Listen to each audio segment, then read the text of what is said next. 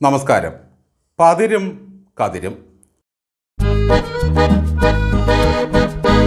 പിതാവായ സുബലന്റെ മരണാനന്തരം അയാളുടെ അസ്ഥികഷ്ണങ്ങൾ ഊരിയെടുത്ത് പകിടയുണ്ടാക്കിയ കുടില ബുദ്ധിക്കാരനായിരുന്നു പുരാണത്തിലെ ശകുനി.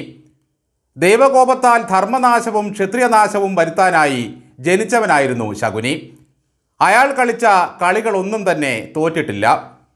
ഒരു പ്രസ്ഥാനത്തിൻ്റെ അസ്ഥികഷ്ണങ്ങൾ ഊരിയെടുത്ത് പകിടയുണ്ടാക്കി സകല കളിയും ജയിച്ച് കേരളം കുളം തോണ്ടിയ ആധുനിക ശകുനിക്ക് ഒന്നല്ല പല പേരുകളുണ്ട്.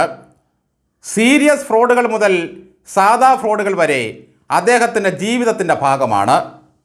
രാജാവ് നഗ്നനാണെന്ന് കണ്ടിട്ടും അങ്ങയുടെ പട്ടുറുമാലിന് എന്തൊരു തിളക്കമെന്ന് പറയുന്ന ഫോഷ്കന്മാരാണ് ഈ രാഷ്ട്രീയ പകിടകളിക്കാരുടെ ശക്തി. ഏറാൻ മൂളികളും അമാലന്മാരും തമ്പുരാൻ്റെ തുപ്പക്കോളാമ്പി ചുമക്കാൻ മത്സരിക്കുന്ന കാലത്തോളം അയാൾക്ക് ആഞ്ഞു തുപ്പാം.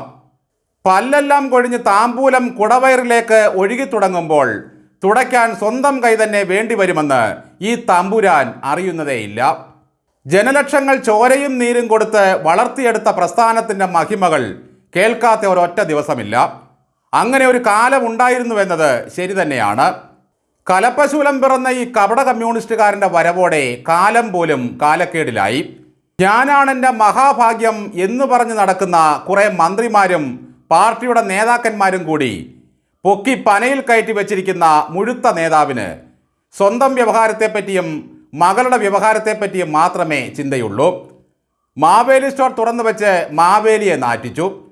കാരുണ്യ പദ്ധതി കുളം കോരി കരുണ എന്ന വാക്കിനെ കൗബീനമുടിപ്പിച്ചു. ഒരു അക്കാദമി തുറന്നു വെച്ച് സാഹിത്യത്തെ നശിപ്പിക്കുകയാണ്. പച്ചക്കുതിരയെ ബ്രാൻഡ് അംബാസഡറാക്കി അടിക്കാത്ത ലോട്ടറി വിൽക്കാൻ മറ്റൊരു വകുപ്പ്.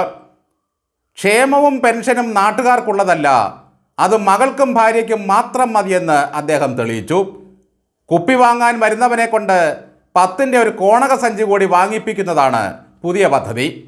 ലോകസഞ്ചാരിയായ സന്തോഷ് ജോർജ് കുളങ്ങര പറഞ്ഞതുപോലെ അപ്പോഴും ഒരുത്തനും വേണ്ടാഞ്ഞിട്ടും 56 കാറിൻ്റെ അകമ്പടിയില്ലാതെ പുറത്തിറങ്ങില്ല. നമ്മുടെ മന്ത്രിമാരെ കാണുമ്പോൾ പഴയ ഒരു സിനിമ ഓർമ്മ വരും. കലാഭവൻ മണി അഭിനയിച്ച സിനിമ. മുളയും കൊണ്ട് നഗരത്തിലിറങ്ങിയ ബാംബു ബോയ്സിനെയാണ് ഇവർ ഓർമ്മിപ്പിക്കുന്നത്. ഏതാണ്ട് അതേ ഭാഷയിലാണ് എല്ലാ മന്ത്രിമാരും സംസാരിക്കുന്നത്.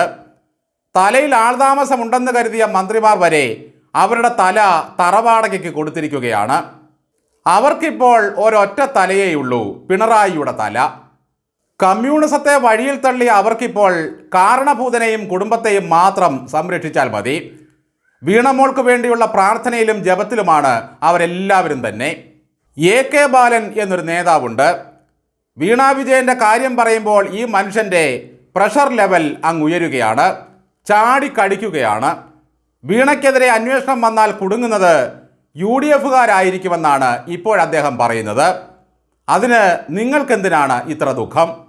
ഈ ബാലൻ്റെ പറച്ചിൽ കേട്ടാൽ ഇപ്പോൾ തോന്നും UDFന് കോൺഗ്രസിൽ പിറന്ന മകളാണ് വീണ വിജയനെന്ന്. മുഖ്യമന്ത്രിക്കെതിരെ കുഴൽനാടൻ്റെ ആരോപണം ഉണ്ടയുള്ള വെടിയാണെന്ന് തന്നെ P രാജീവര് നിയമസഭയിൽ സമ്മതിച്ചു. അടുത്ത വരിയാണ് രസകരം. പക്ഷേ അത് UDFന് എതിരാണ്. ചാവക്കാട് കടപ്പുറത്ത് മീൻവണ്ടിയിൽ കൊണ്ടുവന്ന 150 കോടി VD സതീശൻ വിഴുങ്ങിയെന്ന് പറഞ്ഞ നിലമ്പൂർ ഇക്കയേക്കാൾ ഒട്ടും മോശമല്ല ഈ രാജീവരും. ഗോവിന്ദൻ മാഷ് ഓരോ സിദ്ധാന്തങ്ങൾ പറയുന്നത് കേൾക്കുമ്പോൾ ചെവിയിൽ ഒരു ചെമ്പരത്തിപ്പൂ വിരിഞ്ഞു നിൽക്കുന്ന ഒരു ഫീലാണ്. ബാലഗോപാലിൻ്റെ സൂര്യോദയ ബജറ്റ് പുറത്തു വന്നതോടെ വെയിലിന് ചൂട് കൂടിയത് മാത്രം മിച്ചം. ഈ നാട്ടിൽ കുറിക്കമ്പനി നടത്തുന്നവൻ്റെയെങ്കിലും ബുദ്ധിയോ അരിച്ചിട്ട് നടത്തുന്ന വീട്ടമ്മയുടെയെങ്കിലും വകതിരിവോ 7 അയലത്തു കൂടി പോയിട്ടില്ലാത്തൊരു ധനമന്ത്രിയാണ് നമ്മുടെ സൗഭാഗ്യങ്ങളിലൊന്ന്. ഐസക്കച്ചായൻ കിഫ്ബി കൊണ്ട് കുളം കോരിയത് പോരാഞ്ഞിട്ട് ബാലഗോപാൽ ഇപ്പോൾ പ്ലാൻ B പ്രയോഗിക്കാൻ പന്തിപ്പഴുത് നോക്കി നടക്കുകയാണ്. സത്യത്തിൽ കേരള നാട്ടിൽ കൽക്കി അവതാരമെടുത്തു കഴിഞ്ഞു. ഏതാണ്ട് 6-7 വർഷമായി. കൽക്കി അവതരിക്കുമ്പോൾ പല ലക്ഷണങ്ങളും കാണിക്കുമെന്നാണ് പുരാണം പറയുന്നത്. ധർമ്മനാശമാണ് പ്രധാന ലക്ഷണം. ഭരണാധികാരികളുടെ ലക്ഷ്യം പണം മാത്രമാകും. വരൾച്ചയിലും ക്ഷാമത്തിലും ജനം കഷ്ടപ്പെടും. ഒടുവിൽ അവതാര ലക്ഷ്യമെല്ലാം പൂർത്തിയാക്കി കൽക്കി വിഷ്ണുവിൽ ലയിക്കുമെന്നാണ് ഐതിഹ്യം. ഇവിടെ ഇതാ അവതാര ലക്ഷ്യമെല്ലാം പൂർത്തിയാക്കിയ ഒരു പ്രസ്ഥാനം അപ്പാടെ കൽക്കി അവതാരത്തിൽ ലയിച്ചിരിക്കുന്നു. ഈ കൽക്കി അവതാരത്തിന് കേരളത്തിലെ കാരണഭൂതനുമായി എന്തെങ്കിലും ബന്ധമുണ്ടെന്ന് CPMകാർക്ക് തോന്നിയിട്ടുണ്ടെങ്കിൽ നിങ്ങളുടെ തലച്ചോർ പണയപ്പെട്ടിട്ടില്ല എന്നാണ് അർത്ഥം. നന്ദി.